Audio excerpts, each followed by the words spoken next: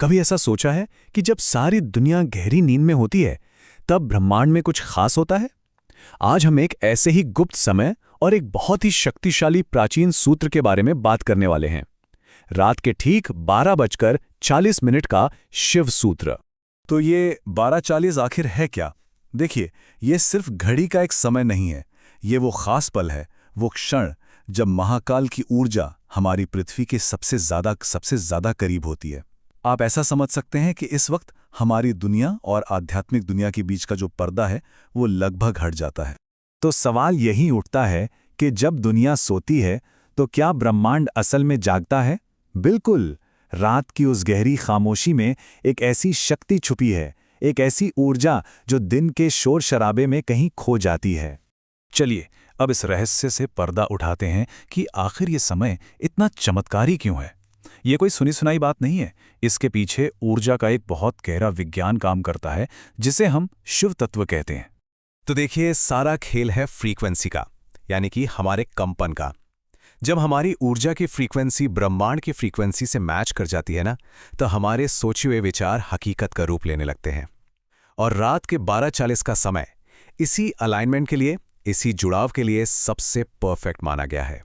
जरा दिन और रात की ऊर्जा में फर्क देखिए। दिन के समय क्या होता है?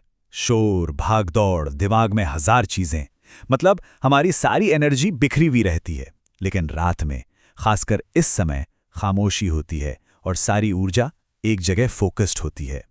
तब हमें अपने मन की नहीं, अपनी आत्मा की आवाज सुनाई देती है। और बात यहीं खत्म नहीं होती। इस समय को जो चीज और भी ज्यादा खास बनाती है वो है पंच तत्वों का संतुलन। ठीक 12:40 पर जिन 5 तत्वों से ये पूरी सृष्टि बनी है, पृथ्वी, जल, अग्नि, वायु और आकाश, वो एक अनोखे, एकदम परफेक्ट बैलेंस में आ जाते हैं और ये एक बहुत ही पावरफुल माहौल बनाता है। अब ये जो ब्रह्मांड में हो रहा है, इसका असर हमारे शरीर पर भी होता है। इसी समय हमारे दिमाग की जो लहरें हैं वो अल्फा थीटा स्टेट में चली जाती हैं। अरे, ये वो स्टेट है जब हमारे अवचेतन मन यानी सबकॉन्शियस माइंड का दरवाजा पूरी तरह से खुल जाता है। ये वो चाबी है जो सारे ताले खोल सकती है। तो सवाल ये है कि इस जबरदस्त ऊर्जा को पाने के लिए खुद को तैयार कैसे करें। देखिए, इसकी तैयारी ठीक 12:30 बजे यानी 10 मिनट पहले से ही शुरू हो जाती है। चलिए देखते हैं कि ये तैयारी करनी कैसे है। तैयारी बहुत ही आसान है। सबसे पहला काम अपने हाथ, पैर और चेहरे को ठंडे पानी से धोना है ताकि आपकी बाहरी और भीतरी ऊर्जा शुद्ध हो सके। दूसरा, अपनी रीढ़ की हड्डी को बिल्कुल सीधा करके बैठना है। इससे क्या होगा, जो जीवन ऊर्जा है ना, वो बिना किसी रुकावट के पूरे शरीर में बहेगी। और तीसरा, आंखें बंद करके अपना सारा का सारा ध्यान बस अपनी आती जाती सांसों पर टिका देना है। और फिर जैसे ही घड़ी में 12:40 बजते हैं, वो पल आ जाता है। ब्रह्मांड का वो खास दरवाजा खुल जाता है और यहीं से शुरू होता है असली खेल। 3 मिनट का वो शिव सूत्र जो किसी के भी विचारों को हकीकत में बदलने की जबरदस्त शक्ति रखता है। पहले मिनट में हमें अपनी सांसों पर काम करना है। गहरी सांस अंदर लेनी है और ये महसूस करना है कि आप हवा नहीं बल्कि महादेव की दिव्य ऊर्जा को अपने अंदर भर रहे हैं। और जब सांस छोड़ें तो ये सोचें कि सारा डर, सारा तनाव, सारी चिंताएं शरीर से बाहर जा रही हैं। इस प्रक्रिया को और भी पावरफुल बनाने के लिए एक छोटा सा मंत्र है।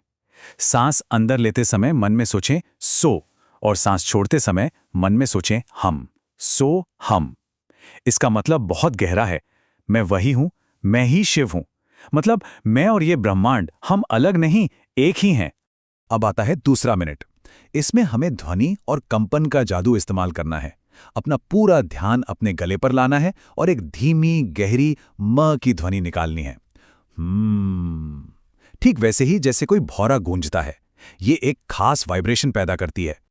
अब ये जो मां का कंपन है ना, ये सीधा असर करता है हमारी पीनियल ग्लैंड पर, जिसे हम तीसरी आंख भी कहते हैं। जैसे ही ये ग्लैंड एक्टिवेट होती है, हमारी फ्रीक्वेंसी बिल्कुल सटीक तरीके से ब्रह्मांड की फ्रीक्वेंसी से ट्यून हो जाती है, बिल्कुल वैसे जैसे रेडियो सही स्टेशन पकड़ लेता है। और अब आता है तीसरा और सबसे महत्वपूर्ण मिनट, मैनिफेस्टेशन का मिनट।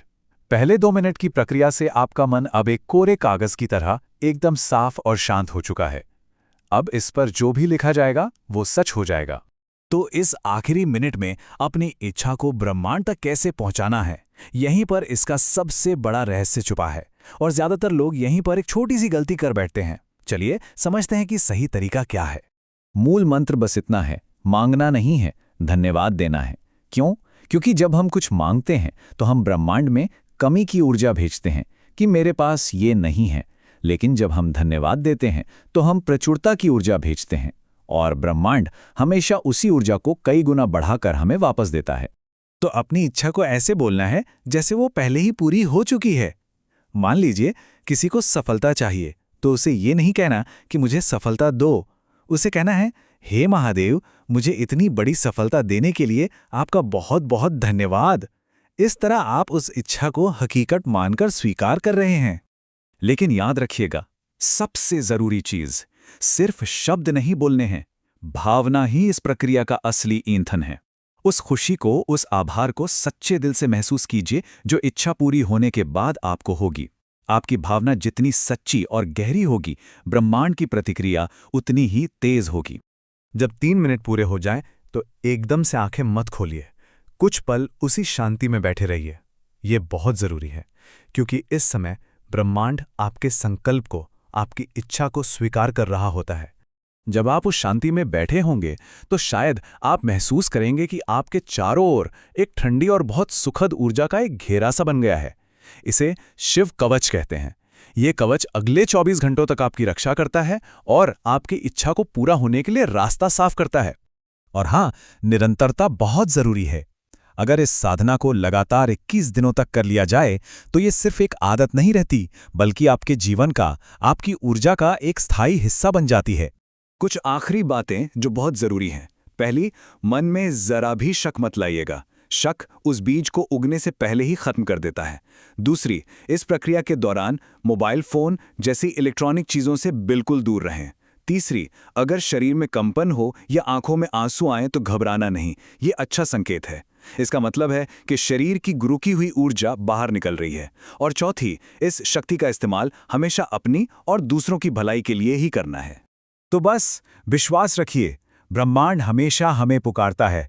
बस जरूरत है कि हम रात 12:40 की उस खामोशी में उसे सुने। एक बात हमेशा याद रखनी चाहिए कि शिव के द्वार पर जो भी सच्चे मन से आता है वो कभी खाली हाथ नहीं लौटता। अपनी शक्ति को पहचानिए और इस दिव्य ऊर्जा को अपने जीवन में बहने दीजिए।